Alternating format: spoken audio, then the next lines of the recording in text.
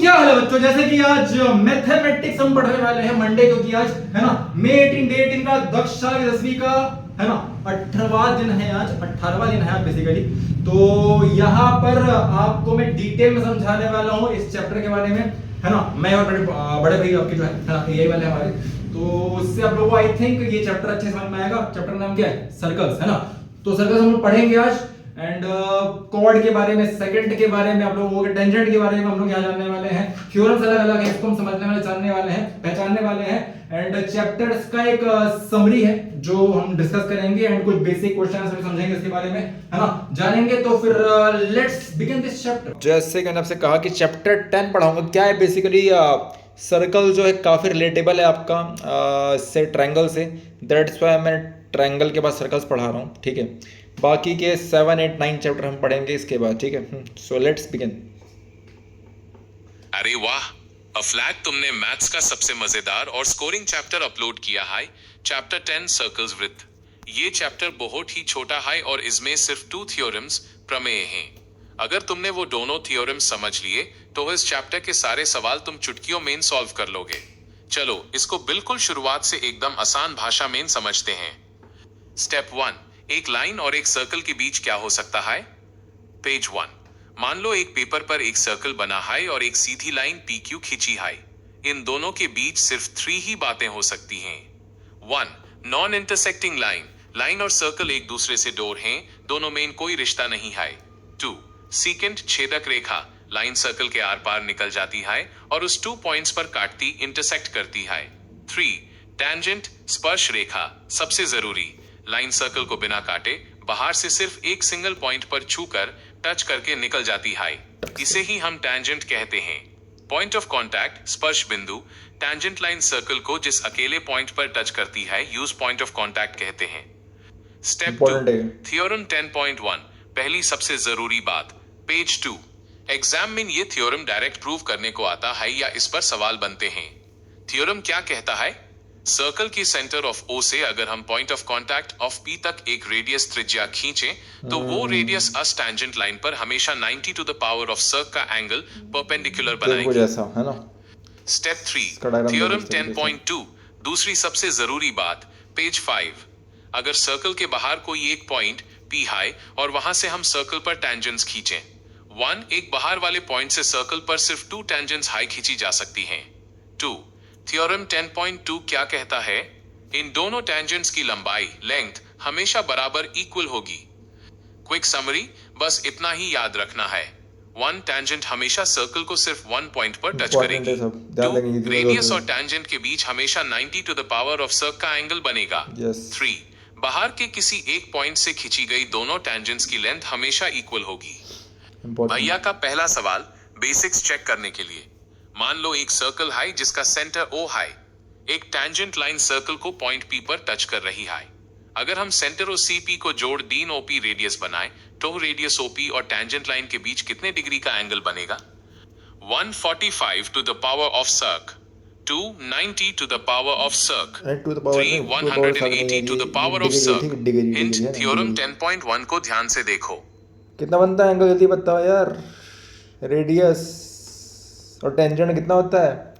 So radius और tangent का होता है 90 डिग्री बनाता है। कितना बनाता है वो? 9 डिग्री,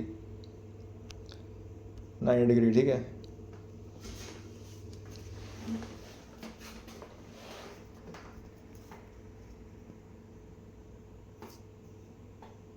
वाह,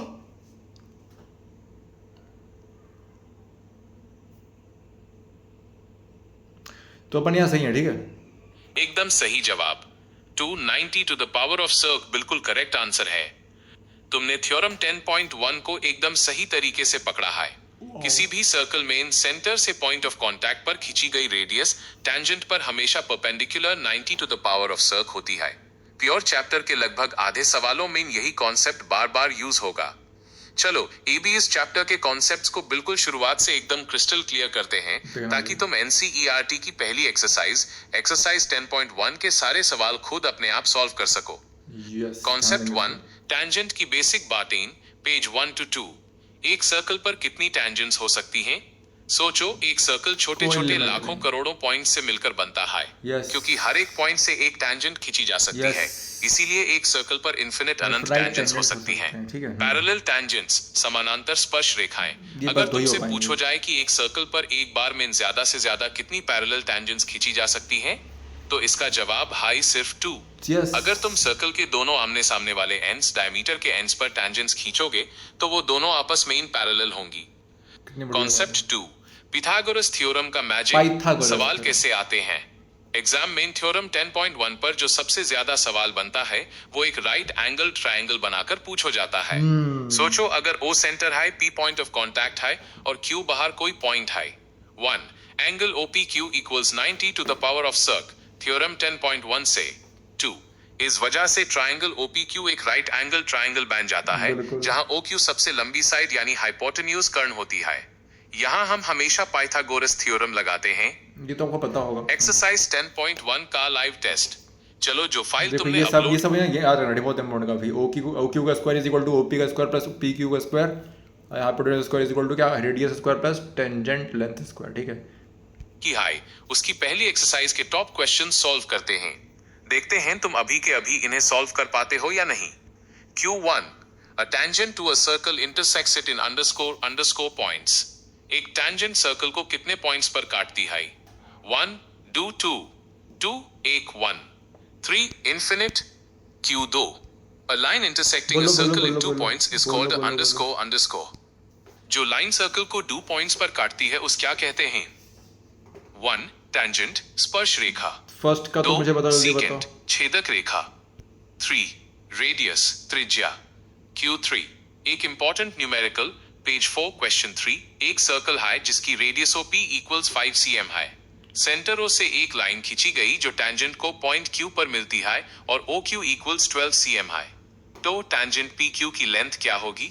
बोलो, बोलो। पाइथागोरस थ्योरम लगाओ। Right arrow 12 to the power of 2 equals 5 to the power of 2 plus PQ answer दे दिया इसने स्क्वायर। पहले ही। हाँ। वहां से PQ निकलो। 1, निकालो। 13 cm, 2, 8.5 cm, 3, देखो, तो स्क्वायर रूट ऑफ फर्स्ट का आंसर क्या होने 119 वाला है? cm। एक एक फर्स्ट- करके तीनों के आंसर्स डू।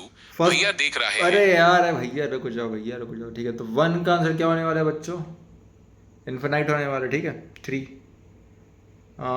1 का 3 होने वाला है। 2 का 2 पॉइंट में कट कर रहा है। ठीक है, तो क्या कहलाता है वो? Intersecting circle okay in 2 points is called a line intersecting a circle इन 2। हाँ, 2 पॉइंट में कट कर रहा है तो इसको क्या कहते हैं? इसको अपन कहते हैं सेकंड। क्या कहते हैं? सेकंड। ठीक है, इसका आंसर क्या होने वाला है? 2 का 2 है। एंड 3 का देखो क्या होने वाला है। 3 में यार हम लोग को जब मैं पाइथागोरस थ्योरम लगाऊंगा ना तो क्या हो जाएगा आप लोगों का? देखो यहाँ दिखा रहा है इसने, हिंट पे क्या दिया है? 12 स्क्वायर इज इक्वल टू क्या हो जाएगा? 5 स्क्वायर प्लस PQ स्क्वायर। तो मैं PQ स्क्वायर को वैसे ही रहने दूंगा एंड उसको इधर भेज दूंगा मैं। तो ये हो जाएगा 12 का स्क्वायर माइनस 5 का स्क्वायर। सो 12 का स्क्वायर कितना होता है? 144 होता है। एंड 5 का स्क्वायर कितना होता है? 25 होता है। तो 144 माइनस 25 कितना होता है? ये होता है आपका रूट ओवर 119। इसका आंसर हो। ठीक है, रूट कहाँ है भाई? Root over 119। ठीक है।